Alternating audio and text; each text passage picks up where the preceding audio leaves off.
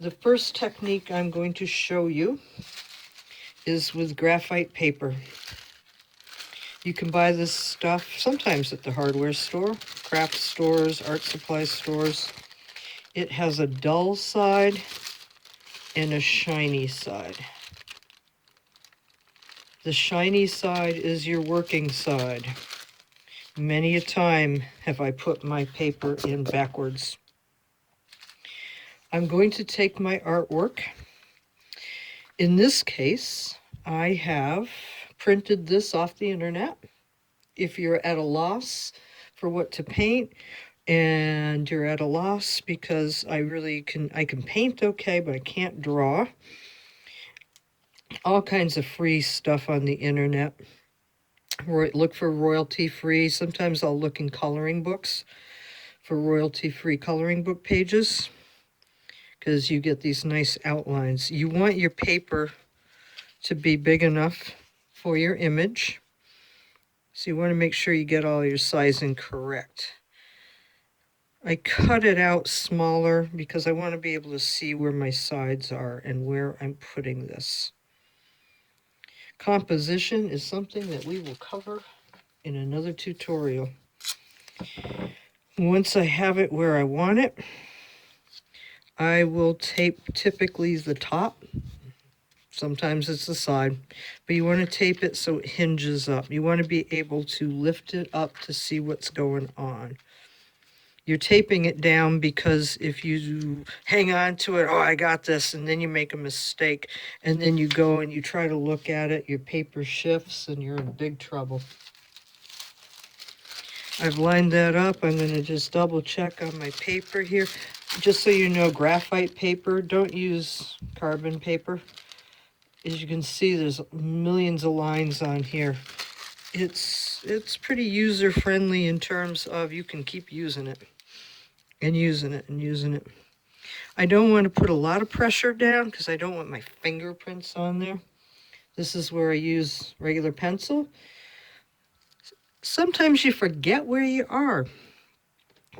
So I might use a colored pencil just so I can see where my lines were. If it was a really complex image, then I would use a colored pencil. If you want to be exact to what your image is, by all means, take your time. But for this, I'm not too worried. Now the hinged part, this is where I can lift it up and see, yes, it is transferring. However, I will show you graphite paper. It erases,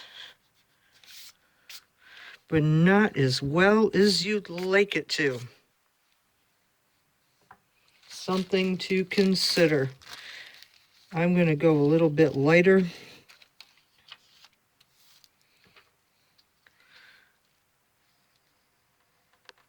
And you know, you can always lift it up. The smart choice would have been to start it, to test it down here. So I'm only lifting it up a little ways, but sometimes I'm a monkey. I'm not going to worry about these lines or my grass. I'm just getting the outside shape.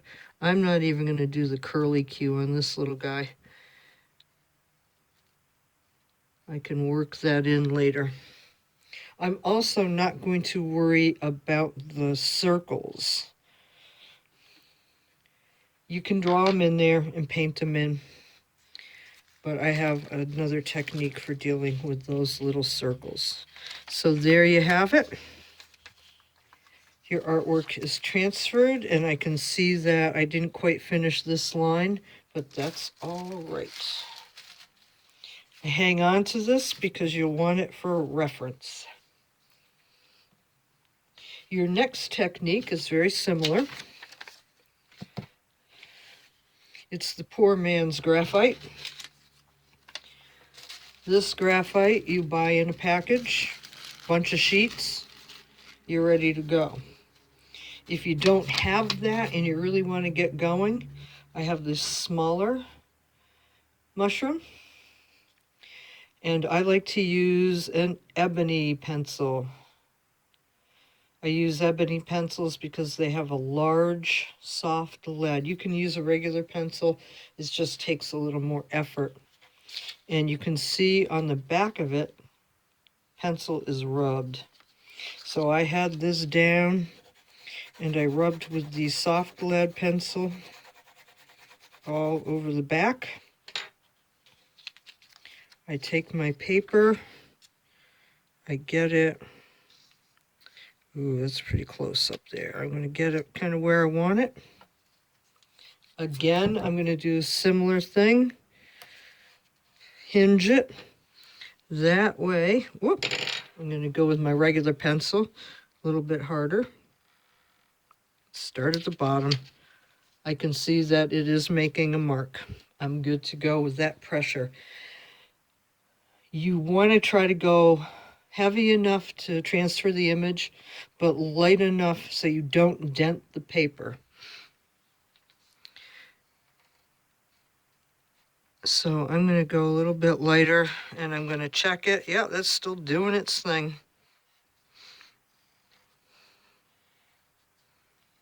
Again, I'm not real worried about getting this exact. As a matter of fact, I'm not sure what's going on right here on this side of the mushroom. That's a little weird. I might change it. Don't worry, I'm not worried about the grass or the circles at this point. And there it is.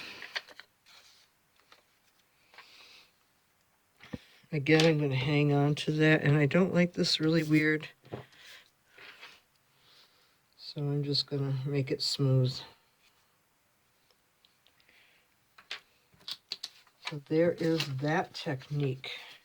The next technique I'm going to show you, just draw it.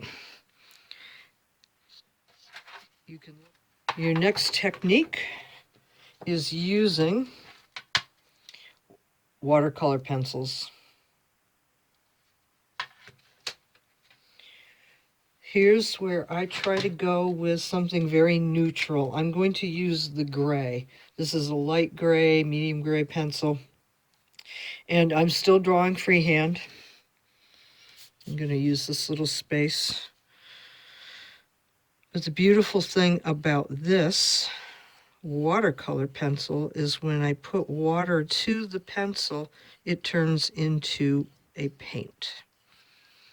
So it's going to dissolve where your pencil, you two different pencils here and your graphite paper are not going to dissolve. They're going to stay right put. Again, this is drawing freehand. If I really wanted to just use this, I'm thinking, oh, I wanted a specific color. I'm going to use a little bit of this yellow ochre for the base of this mushroom. And I think, do I want to do that? We'll end up, I might want to make the mushroom cap a bluish color. Ooh, a purple. Do I have purple? Yes. A little bit of blue and a little bit purple. And then once I take the water to it, all those colors I can blend in. They'll dissolve. I can actually get rid of them. Our last technique. This is if you're doing something very simple. Also, if you're very comfortable with your skills. A lot of times I do this with larger pieces because to sketch everything out in the colored pencils can be a little daunting. If it's something that I'm very used to doing, mushroom, easy. Easy place to start. What I'm going to do is I'm going to make myself some dirty water. Again, like with the color pencils, you want to pick a color that you will be using. Perfect. I'm going to use a lot of water. Less pigment, more water. So I'm going to use that dirty water to map out my mushroom. I've got my mushroom cap and I've got its stem. I've outlined the cap and just kind of painted the stem solid. It can get bigger or smaller later when I go to paint it. There you have it. That's how I transfer my artwork to the watercolor paper.